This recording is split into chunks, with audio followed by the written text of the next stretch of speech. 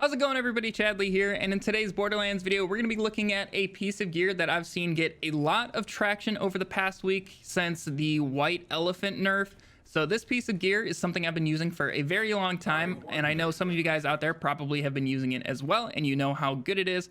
But I did just want to make this video so we can get everybody on the same page of what this thing is and how to use it effectively. So for this video, I'm going to be going through all 4 characters with this piece of gear, and I'm going to show you exactly how to make this thing work super well, especially with the raid boss coming next month. I think this is going to be one of the best ways of killing this thing, as long as they don't implement some mechanic to directly combat this piece of gear. But before we jump fully into the video, I just want to take a moment to thank the sponsor of today's video, Raid Shadow Legends. Now, most of you guys have definitely heard of Raid before, but if you guys didn't know, Raid is celebrating its 2-year anniversary. Since then, Raid has become the #1 RPG in the US, has over 1 million players every single day, over 2 billion battles, and a massive community of players. Now, my favorite thing to do in Raid is just build the perfect team. If you guys are a fan of this channel, you know that we like building, and Raid is the perfect game to do so. There are just so many champions and ways to build your team.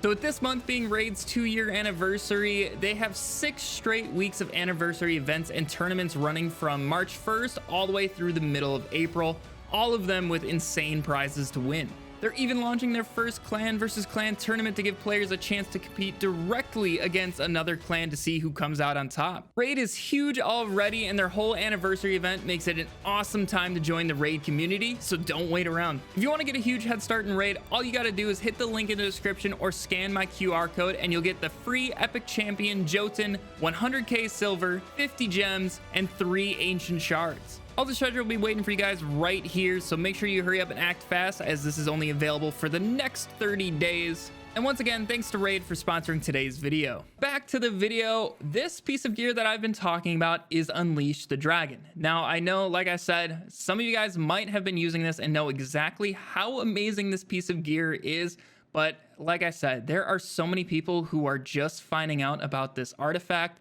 and I needed to get everybody on the same page because this is definitely one of the best ways of doing boss damage, and there's a couple things that we can do to make it even better than it already is. So first off, if you guys want to get your hands on this artifact, all you got to do is go farm El Dragon in Jacob's estate and get your hands on this thing. It's not super difficult, and it only has a couple passives it can pick from, so melee damage, incendiary damage, and incendiary resistance. Obviously, just get the 2 damage types. Now, for those of you guys aren't aware, what this artifact is going to do is when you melee something, it is going to put a guaranteed fire dot on them. The only things that can't are a couple bosses, and then the badass heavies actually cannot get this fire dot, which is a little odd, but everything else is going to get destroyed by this thing. And the fire dot that gets put on it is scaled off of the melee damage that procs it. So even if something is armored like Wotan, this is still going to work absolutely amazing if you build around it. So there are 4 things that we can do to increase the melee damage out of this in terms of other gear. So first off, being the 390 anointment, this is going to increase that initial melee damage by 300%, and this is going to help us put a massive dot on the enemy. And then second, we can use the Psycho Stabber, because that has the highest melee damage bonus in the game at 340%. And then third, we can use a Stinger with action skill start. This is going to allow us to proc a melee Nova every single time we use our action skill. And this Nova does a lot of damage. This is probably the best way of proccing Unleash the Dragon for the highest dot possible. And then finally, if you guys still have your hands on a fish slap, you can throw this at an enemy and we'll proc Unleash the Dragon. Also, cartels should be coming up about next month or so. So if you guys don't have a fish slap, definitely look forward to that here very soon. Now, the 390 and Psycho Stabber, you can actually use this with the Stinger. If you have this out, all of these effects are going to be put into the Stinger. So the Stinger is going to get that 340% melee and the 390 anointment. So if you combine all of those, you are going to get some absolutely ridiculous dots out of Unleash the Dragon. Now, just to show this off super quick here on Flak, I'm just going to be holding the same Psycho Stabber that you saw. All I will do is get close to Aista and press F, and there you go. He's going to just burn away in a couple seconds.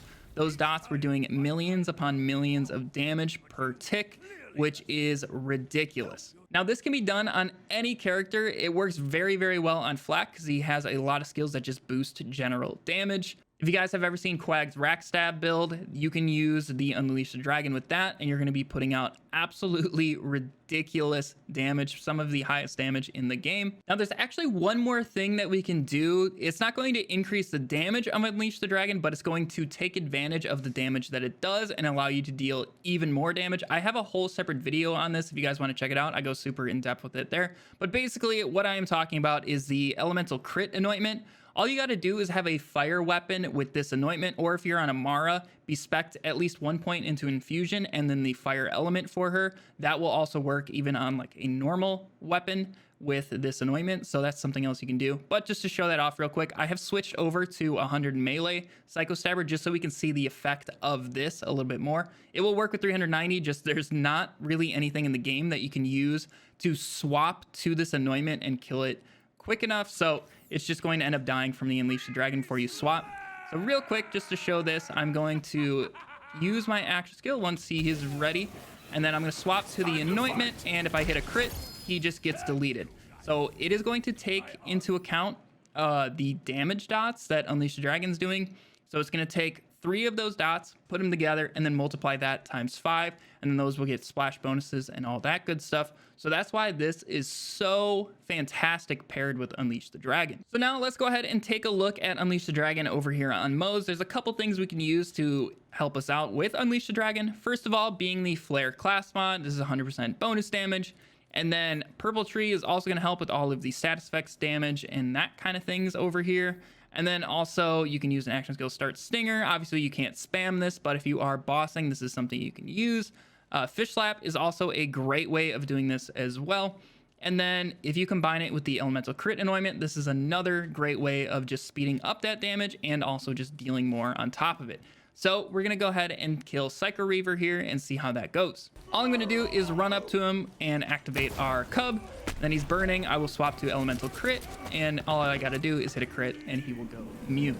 So the amount of damage you can do with this thing is absolutely insane. So now moving over to Zane, Unleash the Dragon isn't going to be your best bossing option with Zane because he really only has gun damage boosting skills, not anything that's going to help out our Unleash the Dragon.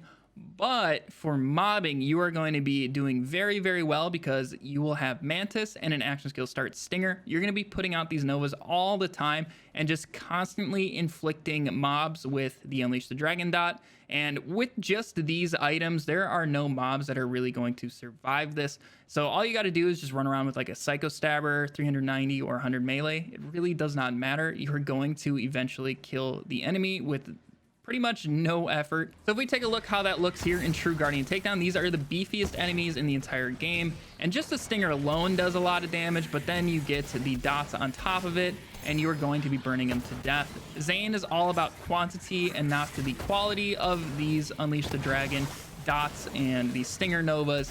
So all you got to do is just keep running around with this and you'll have no issues whatsoever. Now, finally onto Amara. I'm just going to be focusing on the Amara specific things. Things like the Psycho Stabber just stay constant amongst all characters, but Amara specific things, what you can do is use a Muse class mod. This is going to give you several Illuminated Fist and Laid Bare. Both of those are going to help out your damage in terms of the Unleash the Dragon. And then if we go ahead and take a look at her skill trees, honestly, one of the best things for it is Clear the Mind. So we're going to ignore resistances. So even if you're using Unleash the Dragon on, say, Wotan or any armored target, you're going to be able to just chew through them and it's going to work incredibly well. Also, she has splash damage boosting skills, so when you are using a Stinger, that's going to boost the damage of those Novas, and then in turn increase our Unleash the Dragon dots. So let's go ahead and kill the Ruiner here. All we got to do is just get close to him and activate our Phase Cast, and he will immediately die. So right there, it took 3 ticks. We did about 243 million damage per tick, I believe that thing said. So any character can take this Unleash the Dragon and do absolutely disgusting things with it. I still don't understand why White Elephants got nerfed last week, but Unleash the Dragon is unchanged. This, if they're worried about the raid boss just getting one-tapped, this is going to be one of the main culprits of that. Not white elephants, it is going to be Unleash the Dragon. Now, they obviously could be implementing something on the raid boss. Maybe it's like Grave Ward where it can't take a dot. I think that'd be a little weird, but it could be something they do. But if they're worried about things one-shotting, this is going to be one of the highest offenders of it. Like I said, I think a lot of you guys will know about this, but this week with the changes to White Elephant, I think there are so many people who are just now finding out about Unleash the Dragon. So I just did want to make this video and get the word out there to more of you guys who have not heard about this thing, because you need to be using it. But anyways, I hope you all have a fantastic day, and I'll catch you all in the next video. See ya.